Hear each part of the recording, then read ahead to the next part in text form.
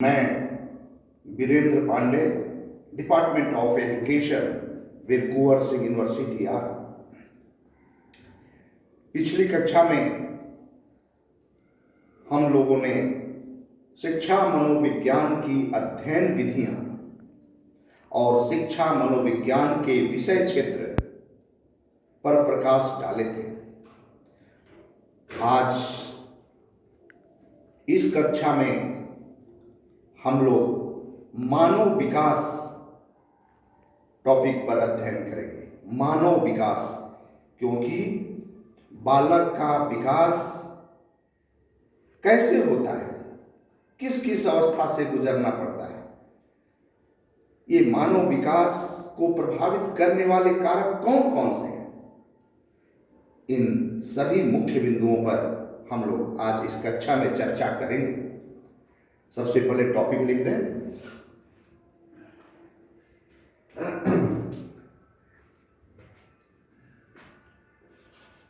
मानव विकास।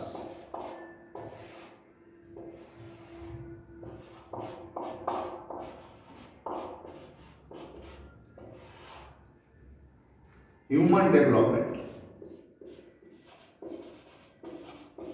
Human development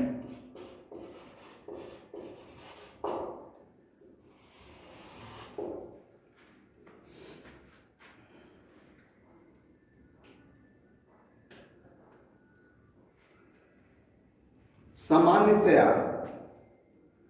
अभिवृद्धि और विकास, इन दोनों शब्दों को लोग समान अर्थों में प्रयोग करते हैं, लेकिन इन दोनों शब्दों में अंतर होता है। अभिवृद्धि एक अलग शब्द है और विकास एक अलग शब्द है।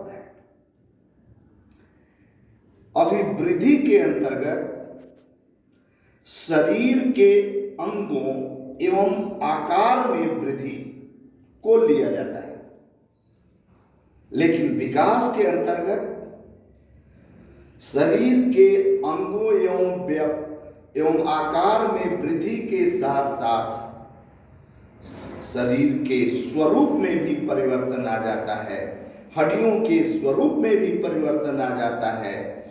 तो विकास का क्षेत्र जो है वह अभिवृद्धि से व्यापक होता है। अभिवृद्धि की कोई निश्चित दिशा नहीं होती, लेकिन विकास की एक निश्चित दिशा होती है। अभिवृद्धि का कोई लक्ष्य नहीं होता, लेकिन विकास का कोई न कोई लक्ष्य अवश्य होता है। अभिवृद्धि एक बाह्य स्वरूप है जिसे हम देख सकते हैं, माप सकते हैं, तौल सकते हैं, लेकिन विकास एक आंतरिक पक्ष है, आंतरिक पहलू है जिसे हम अनुभव कर सकते हैं। तो इस प्रकार निचोड़ के रूप में हम यह कह सकते हैं कि अभिवृद्धि जो है वह विकास का एक चरण है। विकास के अंतर्गत अभिवृद्धि भी सम्मिलित है।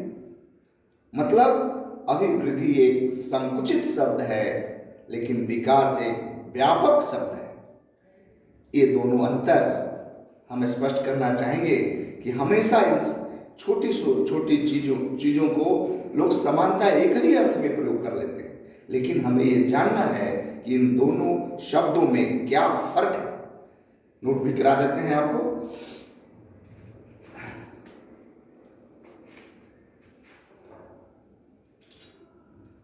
अभिवृद्धि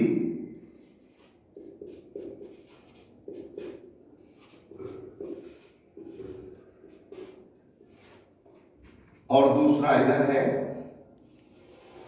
विकास। इसको ग्रोथ कहते हैं। अभिवृद्धि को हम कहते हैं ग्रोथ, GROWTH, ग्रोथ। और विकास को क्या कहते हैं? डेवलपमेंट।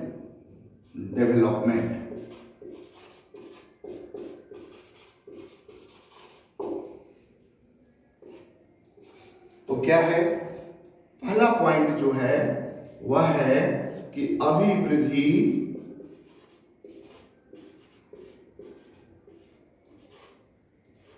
विकास का एक चरण है, विकास का एक चरण है।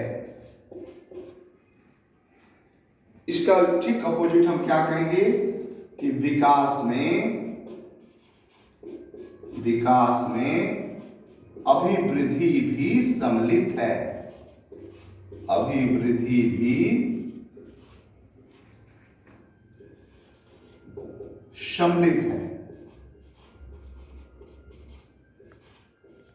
सम्मिलित है, ठीक है।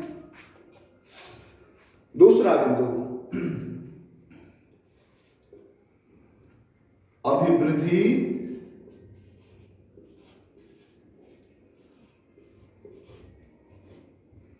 शरीर के अंगों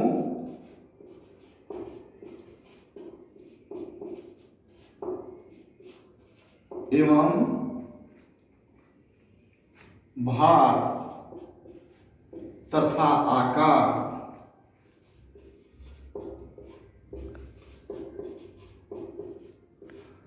की वृद्धि को दर्शाता है,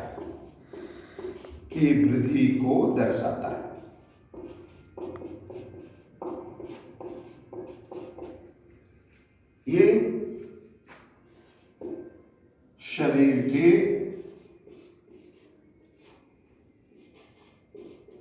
अंगों के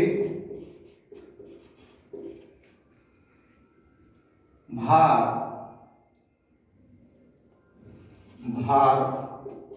एवं आकार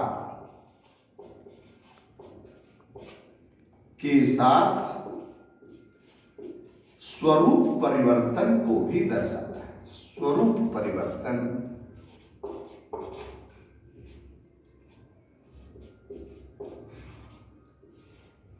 को भी दर्शाता है।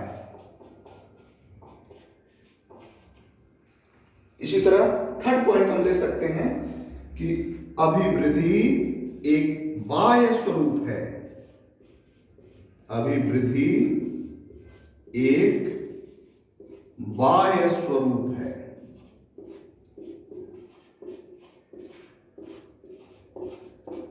विकास क्या है? आंतरिक स्वरूप है। विकास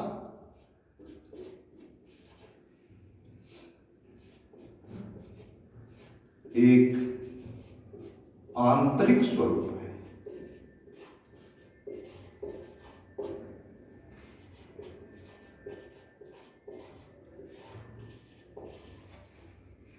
चौथा पॉइंट भी हम ले सकते हैं,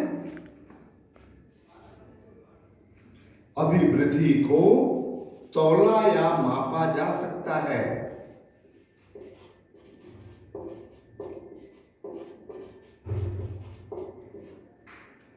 तौला या मापा जा सकता है।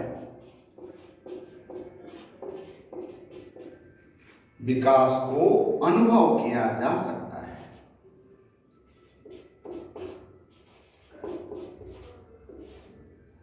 विकास को अनुभव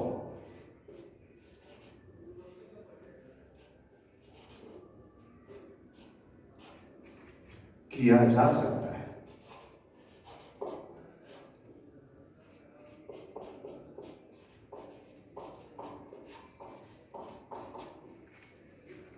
नेक्स्ट पॉइंट भी ले सकते हैं, पांचवा, अभिवृद्धि की कोई निश्चित दिशा नहीं होती।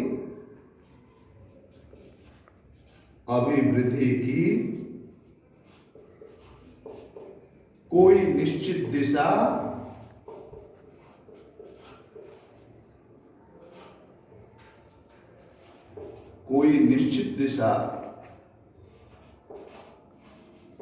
नहीं होती।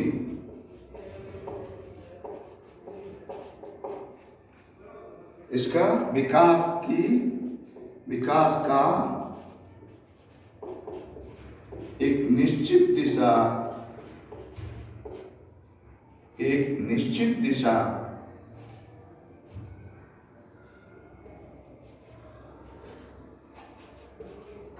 अवश्य होता है, अवश्य होता है।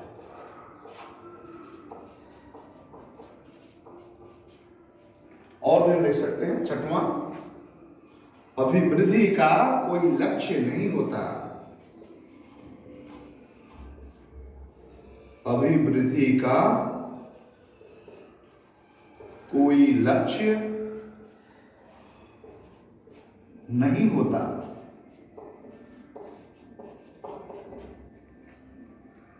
विकास का कोई न कोई लक्ष्य। 6वां पॉइंट, विकास का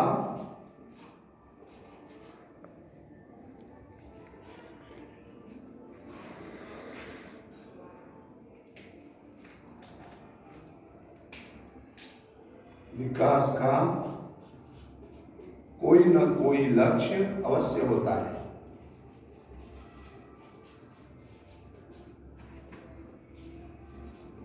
लक्ष्य होता है।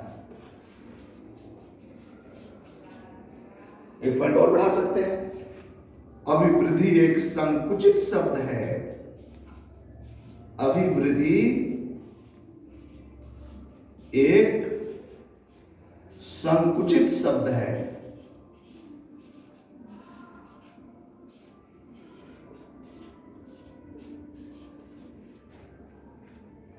विकास एक व्यापक शब्द है, विकास एक व्यापक शब्द है,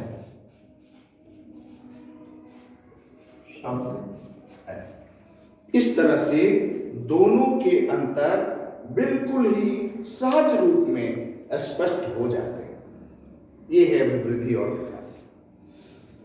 अब हम लेंगे ये मानव विकास जो हम लोग पढ़ रहे हैं, इनको क्या कौन कौन से पॉइंट्स हैं, बिंदु हैं जो प्रभावित करते हैं, कारक कौन कौन से हैं, फैक्टर्स क्या हैं। तो मिटा दे इसको।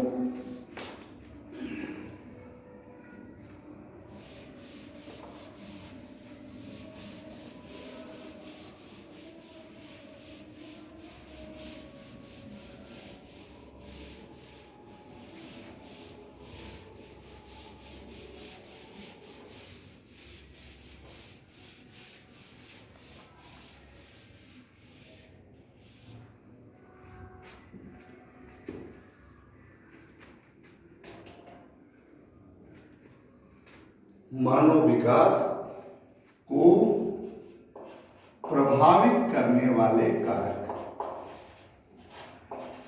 प्रभावित करने वाले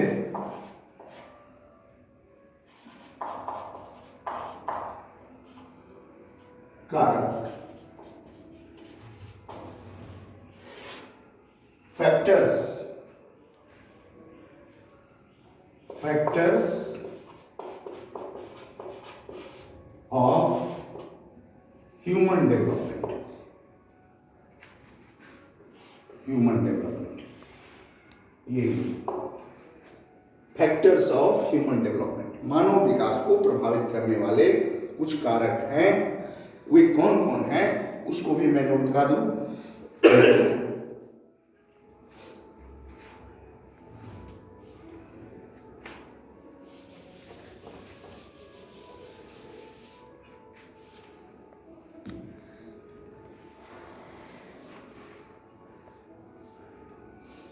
पहला जो कारक है वह है आनुवंशिकता, आनुवंशिकता,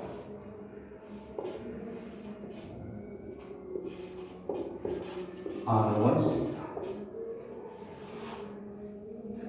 दूसरा कारक जो है वह है वातावरण, अगला है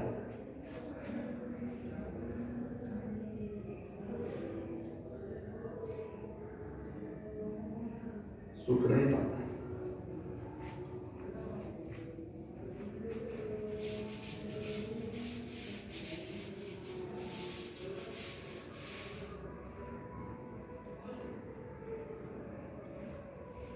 दूसरा जो कारक है वह है वातावरण।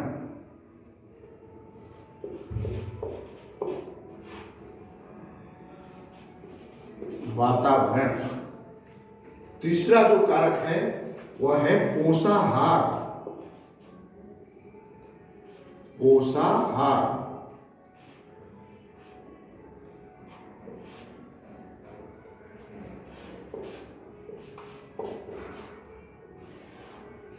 चौथा जो कारक है वह है लिंग।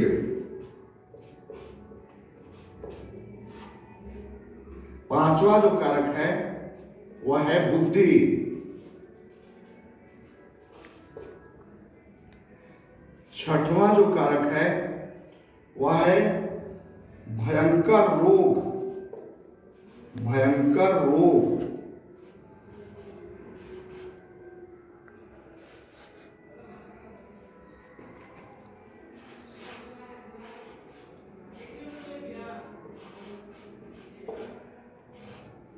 एवं चोट।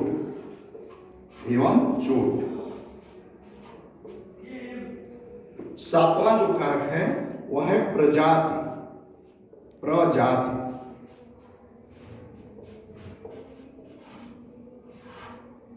आठवां जो कारक है वह है जन्म क्रम। जन्म क्रम।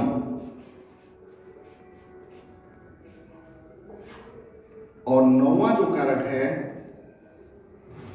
उसके बोलते हैं अंतःस्रावी ग्रंथियां। अंतःस्रावी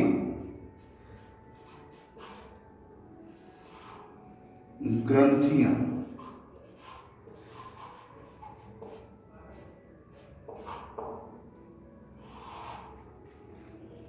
ये बिंदु जो है वे मानव विकास को, बालक के विकास को प्रभावित करते हैं। Human development was affected by these factors. First, आनुवंशिकता। आनुवंशिकता जिसको हम इंग्लिश में हेरिडिटी कहते हैं। हेरिडिटी। आनुवंशिकता। आनुवंशिकता क्या है? इसके अंतर्गत बालक जब गर्भ धारण कर लेता है, यानी बालक जब मां के गर्भ में होता है, उसी समय पैतृक कोष उसके अंतर्गत आ जाते हैं और उसी के आधार पर बालक का रूप रंग, ऊंचाई, बुद्धि, विकास की क्षमता सारा कुछ निर्भर करने लगता है।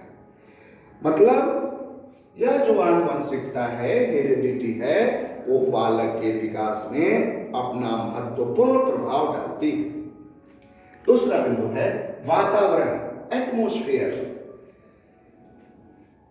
वाटरलू ने इसका वर्णन किया, डार्विन ने वर्णन किया है। तो वातावरण का प्रभाव भी बालक के विकास पर पड़ता है।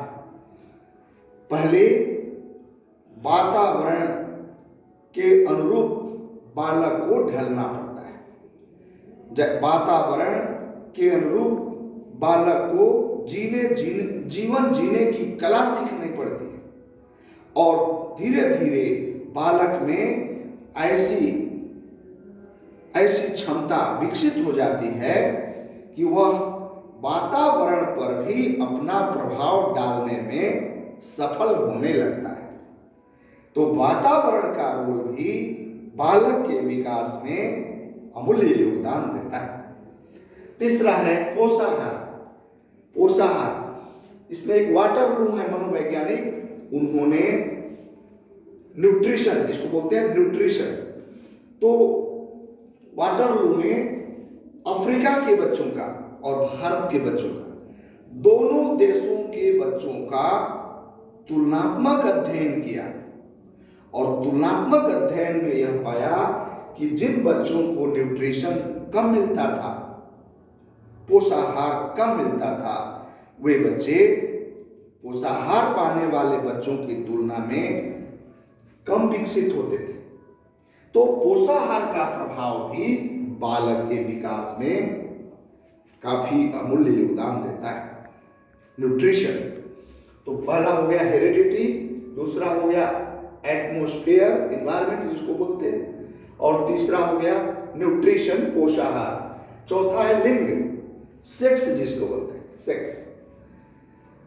प्राय हम देखते हैं कि जन्म के समय बालक का आकार बालिकाओं के आकार की अपेक्षा बड़ा होता है, लेकिन जैसे जैसे बालक बढ़ने लगता है तो और बालिकाओं की अपेक्षा बालक का विकास क्रम जो है वह थोड़ा धीमी गति से हो जाता है। यानी बालिकाएं यौन परिपक्वता को बालकों की तुलना में पहले प्राप्त कर लेते हैं। तो सेक्स भी यानी लिंग भी बालक के विकास को प्रभावित करता है। चौथा है बुद्धि। बुद्धि का प्रभाव भी बालक के विकास पर पड़ता है। कुछ बालक कुशाग्र बुद्धि के होते हैं, माता पिता के आनुवंशिकता के कारण हो, वातावरण के कारण हो, लेकिन उनकी बुद्धि तीव्र हो जाती है। कुछ बालक सामान्य बुद्धि के होते हैं, कुछ बालक मंद बुद्धि के होते हैं। तो इन तीनों तरह के बालकों के विकास में अंतर हो जाता है। कुशाग्र बुद्धि का जो बालक है वह 11 महीने में बोलने लग जाता है। जो सामान्य बुद्धि का बालक है वो 16 महीने में बोलने लग जाता है, और जो मंद बुद्धि का बालक है वह 24 महीने में बोलने लगता है। तो कहने का मतलब बुद्धि का प्रभाव भी बालक के विकास पर पड़ता है। ये फैक्टर्स हैं, इंपॉर्टेंट फैक्टर्स हैं जो बालक के विकास में अपना प्रभाव डालते हैं। छठवां है भयंकर रोग एवं चोट। हम देखते हैं कि कुछ बालक यानी प्रारंभिक अवस्था से ही, बाल्य अवस्था से ही भयंकर रोग के शिकार हो जाते हैं, या बिस्तर से गिर जाते हैं, पलंग से, बिस्तर से, जो भी कहिए, तो बेड से गिर जाते हैं। और गिर जाते हैं तो क्या होता है, उनके मस्तिष्क में चोट लग जाता है। उस समय तो किसी तरह उसकी मम्मी पापा या घर के सदस्य थोड़ा चुप करा देते हैं, लेकिन जो अंदरूनी चोट लग जाता है उसके कारण भी बालक का विकास प्रभावित होता है। या भयंकर रोग से ग्रसित हो गया बालक, असाध्य रोग जो बहुत लंबा समय लेता, ठीक होने में नहीं भी होता है, तो भयंकर रोग से अगर ग्रसित हो गया तो भी उसका शारीरिक विकास अवरुद्ध हो जाएगा। मानसिक चोट लग गई तो मानसिक विकास अवरुद्ध हो जाएगा। तो कहने का मतलब ये भयंकर रोग एवं चोट भी प्रभावित करता है।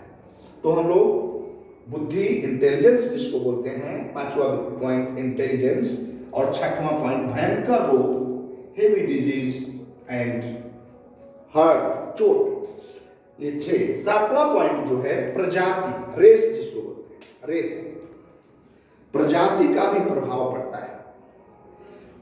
उत्तरी, एक विद्वान है, उत्तरी यूरोप और भूमध्य सागरीय बच्चों के तुलनात्मक अध्ययन को किया, और उन्होंने देखा कि उत्तरी यूरोप की अपेक्षा भूमध्य सागरीय बच्चों के विकास की गति तीव्र होती है, क्योंकि इनकी प्रजाति अलग है, उनकी प्रजाति अलग है। कहने का मतलब प्रजाति यानी रेस का प्रभाव भी बालक के विकास पर पड़ता है। और है 8वां जन्म क्रम, बर्थ ऑर्डर, लाइफ क्रम, बर्थ ऑर्डर। प्राय हम देखते हैं कि परिवार में जन्मा पहला बच्चा, इसके बाद जन्मा दूसरा या तीसरा बच्चा।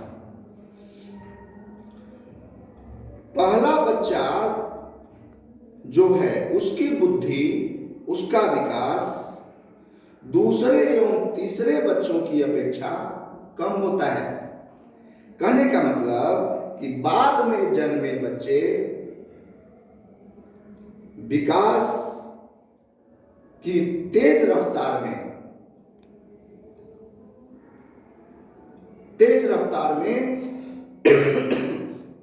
अपनी गति को प्राप्त करते हैं। यानी उनकी विकास की रफ्तार पहले जन्मे बच्चे की रफ्तार, विकास की रफ्तार से तेज होती है। क्यों? ये भी कारण है। क्यों? ऐसा इसलिए है कि बाद में जो जन्मे बच्चे हैं, चाहे वह दूसरा बच्चा हो, चाहे वह तीसरा बच्चा हो, बाद में जन्मा हुआ बच्चा बहुत सारी बातों को पहले जन्मे हुए बच्चे से सीख लेते हैं। तो ये बातें पहले की थी जब 3 बच्चे होते थे, 2 बच्चे, इसके बाद आया 2, हम 2 हमारे 2, इसके बाद आया हम 2 और हमारे एक बच्चा। अब तो ऐसी बातें आ गई कि बच्चा ही नहीं लोग चाहता है कि बच्चा ही ना हो, अब तो शादी ही नहीं करता है, बहुत तरह की बातें। खैर, हम लोग जो विकास, बालक के विकास के क्रम में हम जो आ रहे हैं, चल रहे हैं इस कक्षा में, तो जन्म क्रम माने पहले बच्चे का विकास दूसरे एवं तीसरे बच्चों के विकास से थोड़ा धीमी गति से होता है, कहने का ही मतलब। और 9वां पॉइंट लास्ट है, अंतःस्रावी ग्रंथियां, एंडोक्रिन। ये क्या है? अंतःस्रावी ग्रंथियां बालकों में के गुप्त अंगों में बहुत सारी ग्रंथियां होती हैं और उसमें कुछ ग्रंथियों से रस का स्राव होता है। अगर ये ग्रंथियां रस का स्राव ठीक ढंग से नहीं करें तो भी बालक का विकास अवरोधित हो जाता है। इसलिए ये अंतःस्रावी ग्रंथियों का प्रभाव भी बालक के विकास पर पड़ता है। तो बालक के विकास या मानव विकास को प्रभावित करने वाले विभिन्न फैक्टर्स के बारे में हम लोगों ने विधिवत अध्ययन किया। इसको पॉइंट से ही आप डील कर सकते हैं। पहला है आनुवंशिकता, दूसरा है वातावरण, तीसरा है पोषाहार, चौथा है लिंग, पांचवा है बुद्धि, छठवां है भयंकर रोग एवं चोट, सातवां है प्रजाति, आठवां है जन्म क्रम और 9वां है अंतःस्रावी ग्रंथियां। ये है मानव विकास को प्रभावित करने वाले कारक। अब हम थोड़ा अध्ययन और करेंगे कि मानव विकास की कितनी अवस्थाएं होती हैं।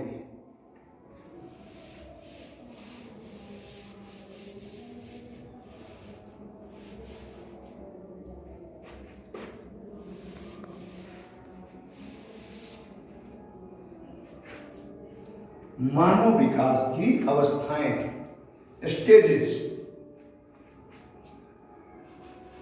की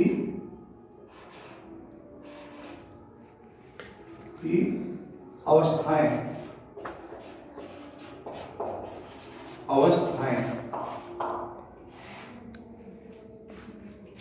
इससे हो सकता है चले अवस्थाएं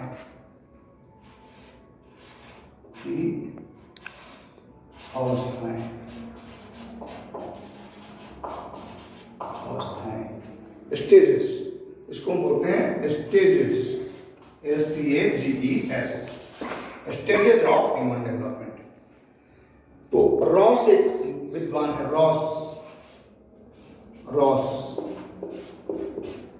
रॉस ने मानव विकास की 4 अवस्थाओं को बताया।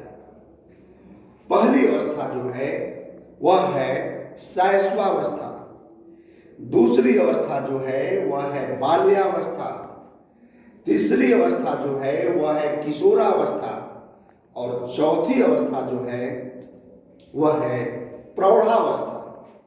ये 4 अवस्थाएं जिसका वर्णन रॉस ने किया है। शैशवावस्था, इन्फेंसी, दूसरा है बाल्यावस्था, चाइल्डहुड, तीसरा है किशोरावस्था, एडोलेसेंस और चौथा है प्रौढ़ावस्था, एडल्टहुड, प्रौढ़ावस्था। तो इन चारों अवस्था को हम लोग क्रमानुसार अगली कक्षाओं में अध्ययन करेंगे। आज हम लोग इस कक्षा को यहीं विश्राम देते हैं और अगली कक्षा में स्टेजेस ऑफ ह्यूमन डेवलपमेंट यानी मानव विकास की विभिन्न अवस्थाओं और मानव विकास में विभिन्न स्तर के विकास जैसे शारीरिक विकास, मानसिक या बौद्धिक विकास, सामाजिक विकास, सांवेगिक विकास, सबका, पहले शैशवावस्था का, फिर बाल्यावस्था का, फिर किशोरावस्था का, इस तरह से क्रमानुसार हम लोग इसका अध्ययन अगली कक्षाओं में करेंगे। धन्यवाद।